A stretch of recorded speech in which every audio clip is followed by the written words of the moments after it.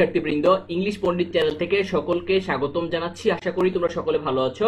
আজকের এই ক্লাসে আমরা আলোচনা করব তোমাদের সবচেয়ে গুরুত্বপূর্ণ একটা কবিতা, সেটা হচ্ছে টু মাদার্স রিমেম্বার্ড। সেই কবিতার প্রশ্নপত্র নিয়ে, অর্থাৎ যেই সকল প্রশ্নগুলো তোমাদের বোর্ড এক্সাম, তোমাদের স্কুলের এক্সাম কিংবা অর্ধবার্ষিক বার্ষিক পরীক্ষা আসবে, সেই ধরনের প্রশ্নগুলো নিয়ে মূলত আজকে আমরা আলোচনা করব। সুতরাং দেরি না করে সমগ্র ক্লাসটি সুন্দরভাবে তোমরা দেখবে এবং এখানকার যে প্রশ্নগুলো দেওয়া আছে সবগুলো মুখস্থ করার চেষ্টা করবে। তাহলে আশা করা যায় তোমাদের 10-এ 10 মার্ক, অর্থাৎ কবিতা অংশ থেকে যে 10-এ 10 মার্ক, সেটা তোমরা অবশ্যই পেয়ে যাবে ইনশাল্লাহ তোমাদের এসএসসি এবং তোমাদের বার্ষিক পরীক্ষাগুলোতে। সো দেখো, হচ্ছে আমাদের যে প্রথম প্রশ্নটা দেওয়া আছে, প্রথম প্রশ্নটা হচ্ছে what is the main theme of the poem two mothers remembered. অর্থাৎ টু মাদার্স রিমেম্বার্ড যে কবিতাটা আছে, সেই কবিতার মূল থিমটা কি? খুবই গুরুত্বপূর্ণ একটা প্রশ্ন, খুবই গুরুত্বপূর্ণ। The poem shows how a mother changes with age but still remains loving and how a daughter learns to care for her in return. অর্থাৎ একজন মায়ের ভালোবাসা, সে বৃদ্ধ হওয়ার পরও যে তার ভালোবাসাটা ঠিকঠাক থাকে সেটা নিয়ে এখানে বলা হয়েছে, এবং একজন ডটার বা একটা কন্যা কিভাবে তার মাকে কেয়ার করে, তাকে যেভাবে কেয়ার করা হয়েছিল ছোট থাকতে, সেটা নিয়ে এখানে বলা হয়েছে। Question number 2, how many mothers does the poet claim to have? The poet says she had two mothers, তার দুইটা মা ছিল। তারপরে হচ্ছে what does the poet mean by two different people yet with the same name? The same woman changed over time. At first she was strong and hearing, but later she became weak and forgetful. So মায়ের কথা বলা হয়েছে যে প্রথম আমার মা খুব ছিল স্ট্রং, অর্থাৎ ছোটবেলায় যেটা দেখেছে, এবং বড় হওয়ার পরে দেখেছে মা বৃদ্ধ হয়ে গেছে এবং সহজে সবকিছু ভুলে যায়। সো এটা হচ্ছে যে কোয়েশ্চেন নাম্বার 3। কোয়েশ্চেন নাম্বার 4 হচ্ছে what did the first mother give to the poet. অর্থাৎ প্রথম মা কবিকে কি দিয়েছিল?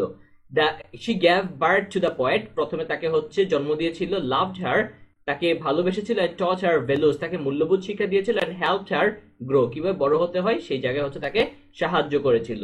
সো কোয়েশ্চেন নাম্বার 4 অলরেডি আমাদের শেষ। সো যে কয়েকটা প্রশ্ন আছে সবগুলো তোমাদেরকে অবশ্যই ভালোভাবে মুখস্থ করে ফেলতে হবে, তাহলে আশা করা যায় তোমরা পরীক্ষায় একটা ভালো মার্কস ক্যারি করতে পারবে ইনশাআল্লাহ। Question number 5, how did the poet's relationship with her mother change as she grew older. যখন কবির বয়স বেড়ে গিয়েছে, তখন তার মায়ের সাথে তার সম্পর্কটা কিরকম ছিল? As the mother grew older and weaker, the poet started taking care of her as a child, তাকে বাচ্চার মতো করে লালন পালন করা শুরু করেছিল। তারপরে question number 6, what does the poet mean by her mind clouded so. তার মন হচ্ছে ক্লাউডেড, এটা দ্বারা কবি এখানে কি বুঝেছে? It means the mother became confused or lost her memory, মানে হচ্ছে মা সহজে হতবাক হয়ে যায় কিংবা হচ্ছে তার কোনো কিছু মনে থাকে না। How does the poet describe the second mother, দ্বিতীয় মাদারকে কিভাবে কবি এখানে বর্ণনা করেছে? She was the same person but became forgetful and needed care like a child, যেখানে হচ্ছে বাচ্চার মতো তার যত্নের প্রয়োজন আছে। Question number 8, what does full circle mean of the poem to mothers remembered? It means the daughter took care of the mother just like the mother had cared for her earlier. প্রথম দিকে তাকে যেভাবে care করেছে তার শেষ বয়সে সেই কেয়ারটাও প্রয়োজন। So question number 8, what does the poet refer to herself as the strength of her mother?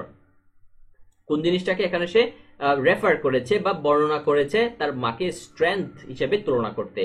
Because the mother became weak and the poet supported and cared for her.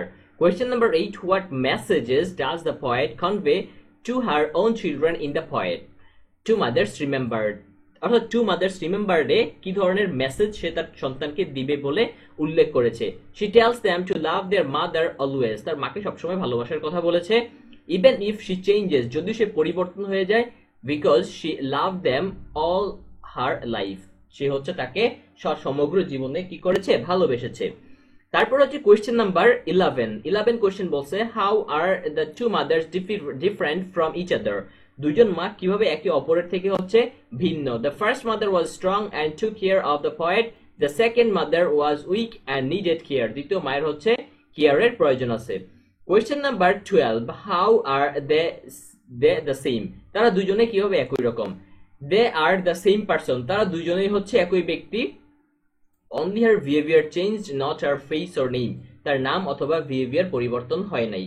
What did the first mother do the speaker? প্রথম মা কি করেছিল? She gave birth, সে জন্ম দিয়েছিল, loved her, ভালোবেসেছিল, and helped her grow by teaching good things, এবং ভালো জিনিস শিক্ষার জন্য শিক্ষা দেওয়ার কথা এখানে উল্লেখ করেছেন। তারপরে হচ্ছে question number 14, who was the speaker second mother, describe her briefly? দ্বিতীয় মাদারটা কে এখানে হচ্ছে বর্ণনা করতে বলছে। The second mother was the same women, একই রকমের ব্যক্তিত্ব, বাট ওল্ড অ্যান্ড ফরগেটফুল, যে হচ্ছে ভুলে যায়, who needed help and care, যার হচ্ছে সাহায্য এবং যত্নের প্রয়োজন রয়েছে। Question number 15, what would be the speaker's advice to her own children? তার চিলড্রেনের প্রতি হচ্ছে স্পিকারের কোন অ্যাডভাইসটা বা হচ্ছে যে উপদেশটা থাকবে? She would tell them to love their mother even if she changes because she always loved them. সে বৃদ্ধ হওয়ার পরে, তার পরিবর্তন হওয়ার পরে যেন তাকে ভালোবাসা হয়। Question number 16, what should children do to their mother and why? কেন হচ্ছে বাচ্চারা তার মাকে ভালোবাসবে?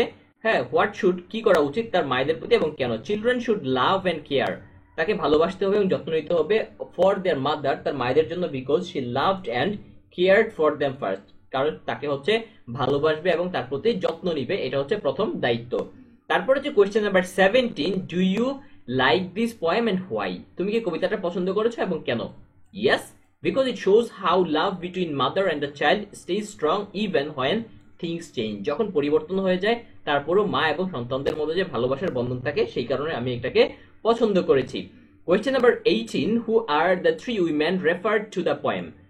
কোন তিন মায়ের কথা এখানে বলেছে? The first mother strong and caring, second mother old and forgetful, the poet the daughter who cared for her mother. তারপর হচ্ছে question number 19, who is the poet of the poem? Two mothers remembered. John Snow Duncanson is the poet of the poem Two Mothers Remembered. Question number 20, why does the poet call her mother Two Mothers? Because her mother changed an age from strong and caring to weak and needing care, so it felt like she had two different mothers in one person. Question number 21, what emotions does the poem express? The poem shows love, sadness, care, and understanding as the poet watches her mother grow older. Question number 22, what does the poem teach us about growing old? It teaches us that people may change when they grow old, but they still need love and respect. Question number 23, what kind of tone does the poet use in the poem? The tone is gentle, emotional, and respectful. Question number 24, how does the poem show the idea of role reversal? The daughter becomes the caregiver, just like her mother once cared for her. Question number 25, what does the poem say about memory and identity? It shows that even when someone forgets things, their true self and love remain. তাদের ভালোবাসাটা থেকেই যায়। Question number 26, how are the two women different yet the same?